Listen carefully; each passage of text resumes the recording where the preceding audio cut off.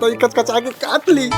हाँ भौजी सही कहता, तोहर दुनो बैलून बम जैसन लागता। मन तो करता कि अपन छुछुड़ी से आग लगा दी कि बूम नियर आवाज कर जाई। हे हमर लड़का बूम दीवान ना आवाज जाई, छोड़ हमर बुझाई के।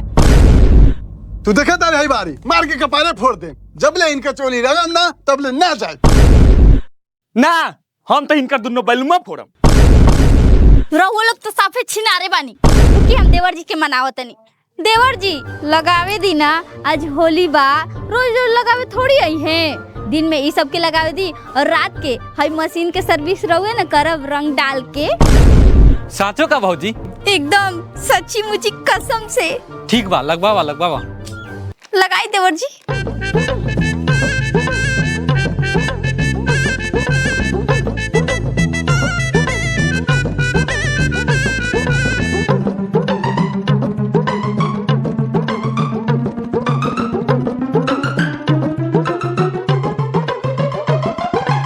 तनी आराम से।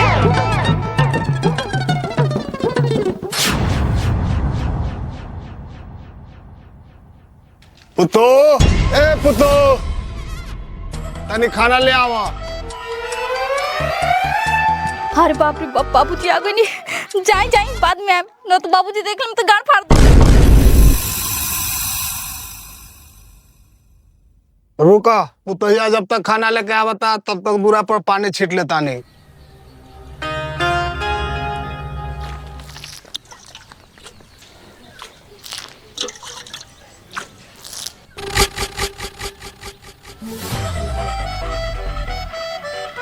चल दोस्त।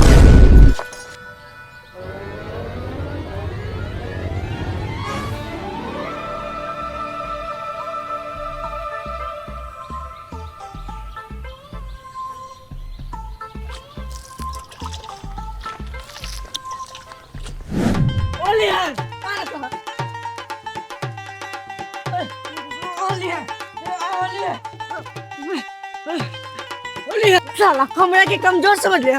होली में शॉर्ट पैंट तो नहीं लेकिन गारे फाड़ दे। होली है ये सब।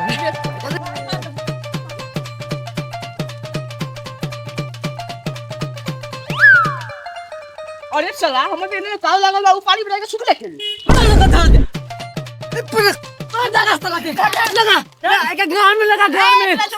उ छोड़। अरे वो गोरे पकड़ा दिया। अरे साला गाय ना वो गई चीज यार, बब्बा छोड़ रे। अब तो चल गाड़ फाड़। अरे छोड़ दे रे। अरे बाप रे बाप, अरे बाप रे।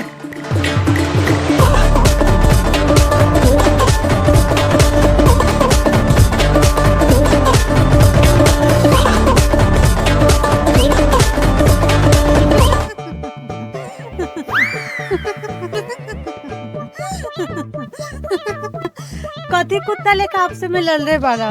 आब हमरो संगे रंग खेल। अच्छा अच्छा बच्ची तू जबरदस्त बारू। रुकत तक बताओ तन धर रे।